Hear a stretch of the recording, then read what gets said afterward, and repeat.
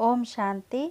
आज बाबा के महावाक्य 22 अप्रैल 2020। वाणी का हेडिंग है, मीठे बच्चे, तुम्हें अभी नाम रूप की बीमारी से बचना है। उल्टा खाता नहीं बनाना है।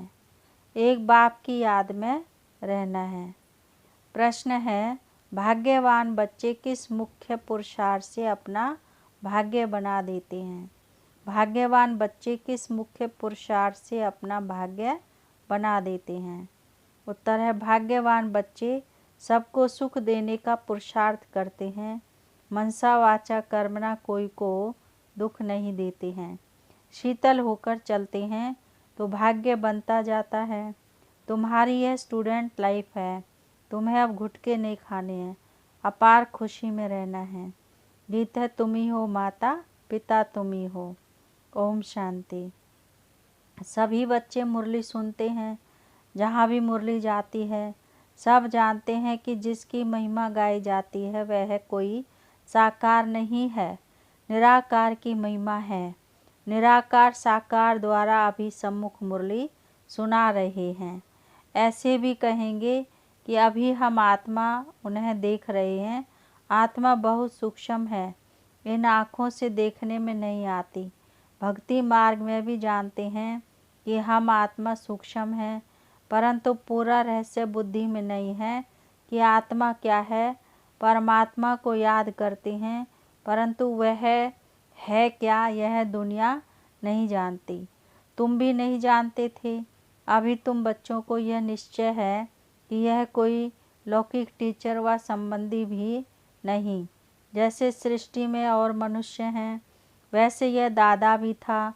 तुम जब महिमा गाते थे त्वमेव माताश्च पिता त्वमेव, तो समझते थे ऊपर में है। अभी बाप कहते हैं, मैंने इसमें प्रवेश किया है, मैं वही इसमें हूँ। आगे तो बहुत प्रेम से महिमा गाते थे, डर भी रखते थे। अभी तो वह यहाँ इस शरीर में आए हैं। जो निराकार था वह अब साकार में आ गया है। वह बैठ बच्चों को सिखलाते हैं। दुनिया नहीं जानती कि वह क्या सिखलाते हैं। वह तो गीता का भगवान कृष्ण समझते हैं। कह देते हैं वह राजयोग सिखलाते हैं। अच्छा, बाकी बाप क्या करते हैं? भल गाते थे परंतु माता पिता, परंतु उनसे भल गाते थे तुम माता पिता, परंतु उनसे क्या और कब मिलता है यह कुछ नहीं जानते।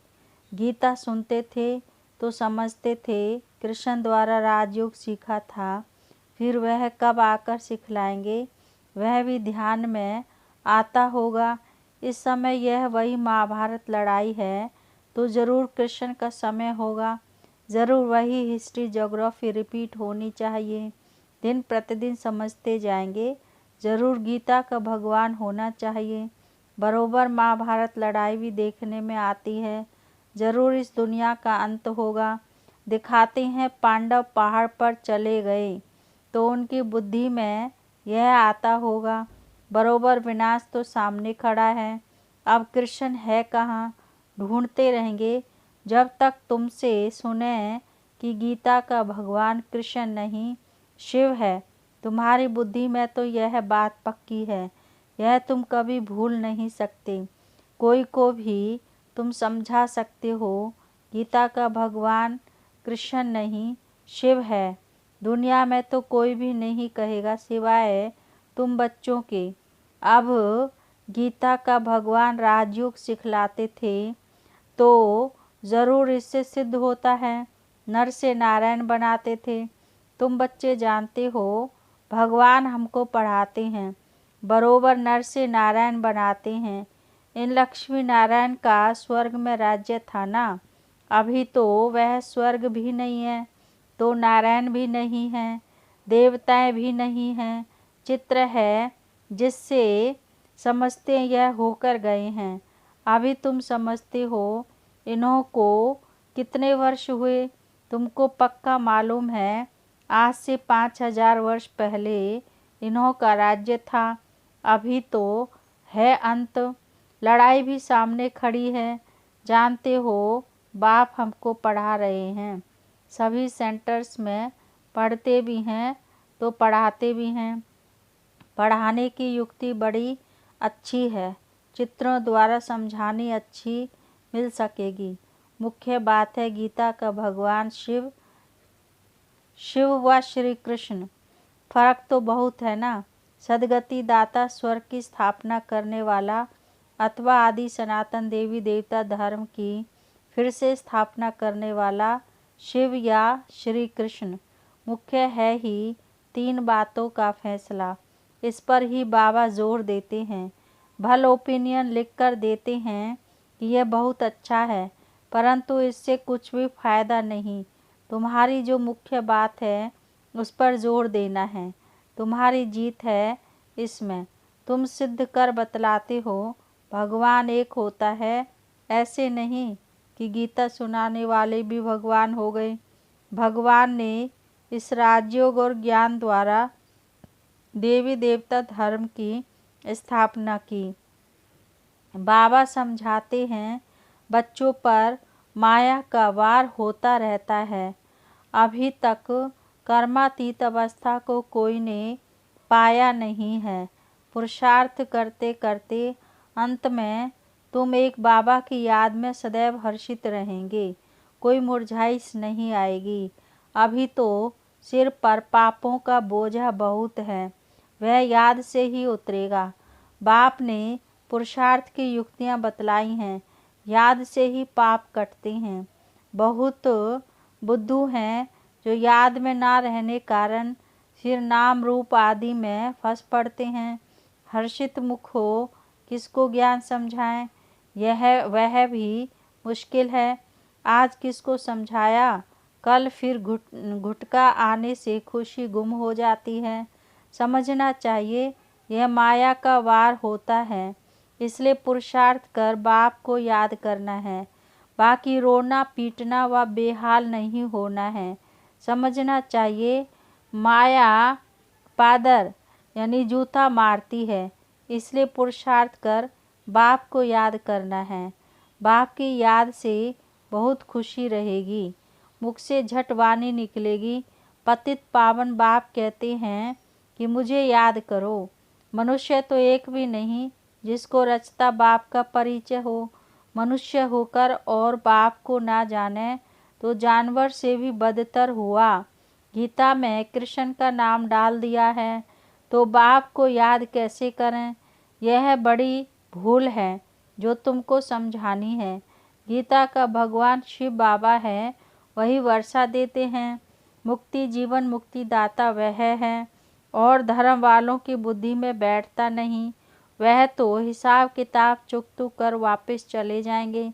पिछाड़ी में थोड़ा परिचय मिल भी जाएंगे अपने धर्म में मिला, पिछाड़ी में थोड़ा परिचय मिला फिर भी जाएंगे अपने धर्म में।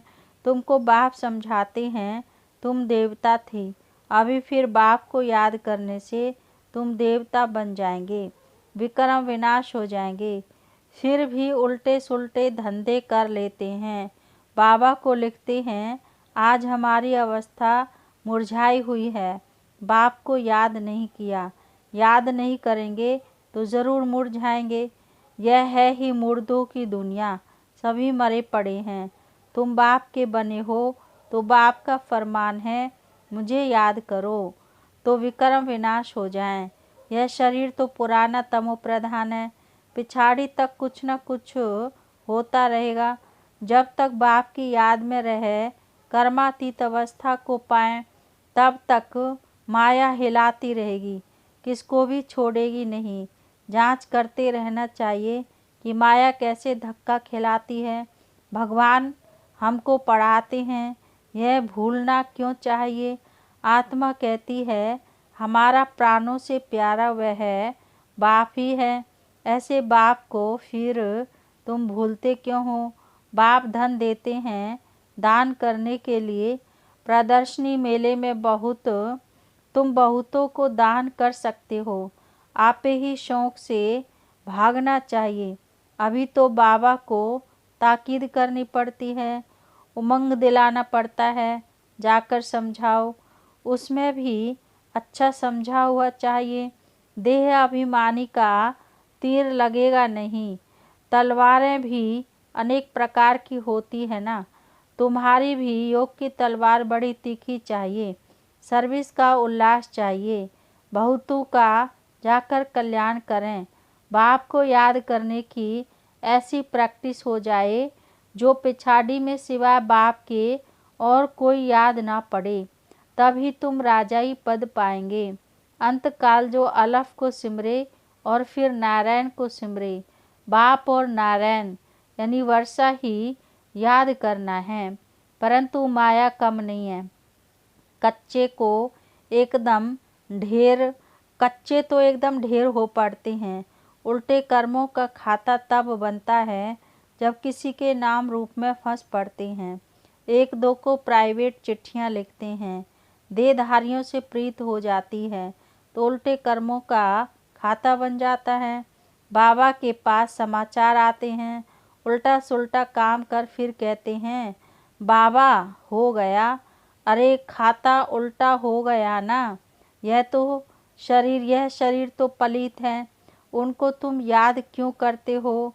बाप कहते हैं मुझे याद करो तो सदैव खुशी रहे। आज खुशी में हैं, कल फिर मुर्दे बन पड़ते हैं। जन्म जन्मांतर नाम रूप में फंसते आते हैं ना। स्वर्ग में यह बीमारी नाम रूप की होती नहीं, वहाँ तो मोहजीत कुटुंब होता है। जानते हैं हम आत्मा हैं, शरीर नहीं। वह है ही आत्म अभिमानी दुनिया, यहाँ है देह अभिमानी दुनिया। फिर आधा कल्प तुम देही अभिमानी बन जाते हो। अब बाप कहते हैं देह अभिमान छोड़ो। देही अभिमानी होने से बहुत मीठे शीतल हो जाएंगे। ऐसे बहुत थोड़े हैं, पुरुषार्थ कराते रहते हैं कि बाप की याद ना भूलो। बाप फरमान करते हैं मुझे याद करो, चार्ट रखो, परंतु माया चार्ट भी रखने नहीं देती है। ऐसे मीठे बाप को तो कितना याद करना चाहिए। यह तो पतियों का पति, बापों का बाप है ना। बाप को याद कर और फिर दूसरों को भी आप समान बनाने का पुरुषार्थ करना है। इसमें दिलचस्पी बहुत अच्छी रखनी चाहिए। सर्विसेबल बच्चों को तो बाप नौकरी से छुड़ा देते हैं। सरकमस्टांस देख कहेंगे अब इस धंधे में लग जाओ। एम ऑब्जेक्ट तो सामने खड़ी है।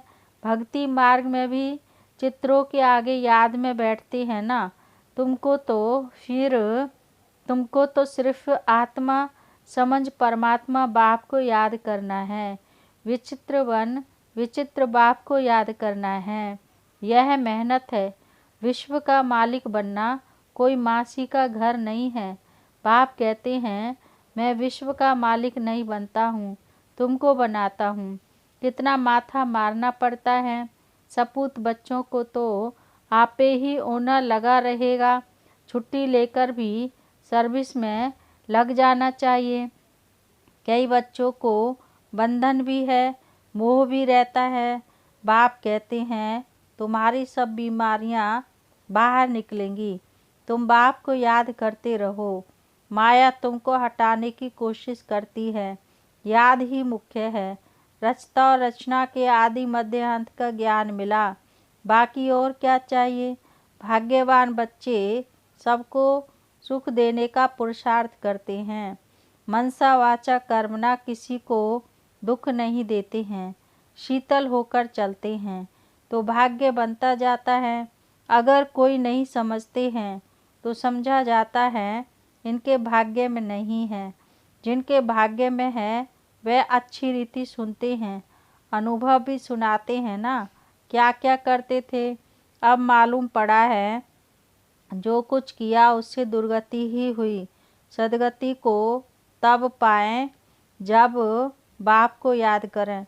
बहुत मुश्किल कोई घंटा आधा घंटा याद करते होंगे, नहीं तो गुटखा खाते रहते हैं।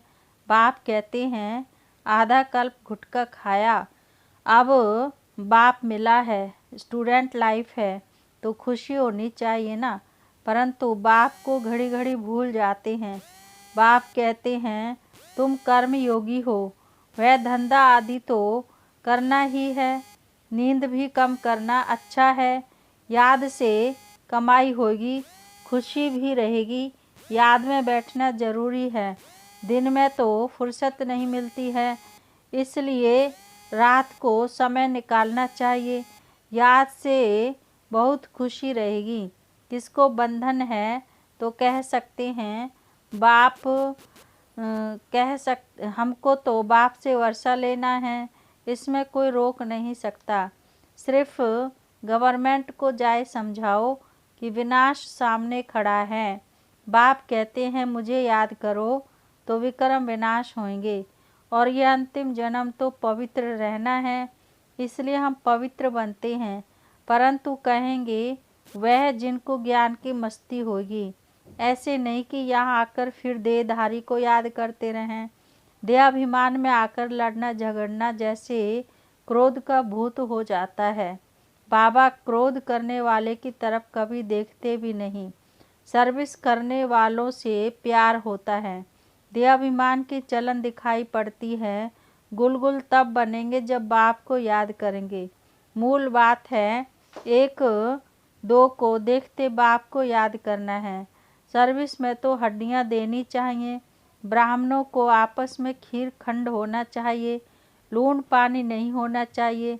समझ ना होने कारण एक दो से नफरत, बाप से भी नफरत लाते रहते हैं। ऐसे क्या पद पाएंगे? तुमको साक्षात्कार होंगे, फिर उस समय स्मृति आएगी यह हमने गफलत की। बाप फिर कह देते हैं तकदीर में नहीं है तो क्या कर सकते हैं। अच्छा, मीठे मीठे सिकिलधे बच्चों प्रति माता पिता बाप दादा का याद प्यार और गुड मॉर्निंग। रूहानी बाप की रूहानी बच्चों को नमस्ते और हम रूहानी बच्चों की रूहानी बाप दादा को नमस्ते। धारणा के लिए मुख्य सार नंबर 1, निर्बंधन बनने के लिए ज्ञान की मस्ती हो, देहाभिमान की चलन ना हो, आपस में लून पानी होने के संस्कार ना हो। देहधारियों से प्यार है तो बंधन मुक्त हो नहीं सकते। नंबर 2, कर्मयोगी बनकर रहना है, याद में बैठना जरूर है। आत्म अभिमानी बन बहुत मीठा और शीतल बनने का पुरुषार्थ करना है। सर्विस में हड्डियां देनी है। वरदान है एक नामी और इकोनॉमी के पाठ द्वारा हलचल में भी अचल अडोल भव। डिटेल है समय प्रमाण वायुमंडल अशांति और हलचल का बढ़ता जा रहा है। ऐसे समय पर अचल अडोल रहने के लिए बुद्धि की लाइन बहुत क्लियर होनी चाहिए। इसके लिए समय प्रमाण टचिंग और कैचिंग पावर की आवश्यकता है। इसको बढ़ाने के लिए एक नामी और इकोनॉमी वाले बनो। एक नामी और इकोनॉमी करने वाले बच्चों की लाइन क्लियर होने के कारण बाप दादा के डायरेक्शन को सहज कैच कर हलचल में भी अचल अडोल रहते हैं। स्लोगन है आज का, स्थूल सूक्ष्म कामनाओं का त्याग करो तब किसी भी बात का सामना कर सकेंगे। ओम शांति।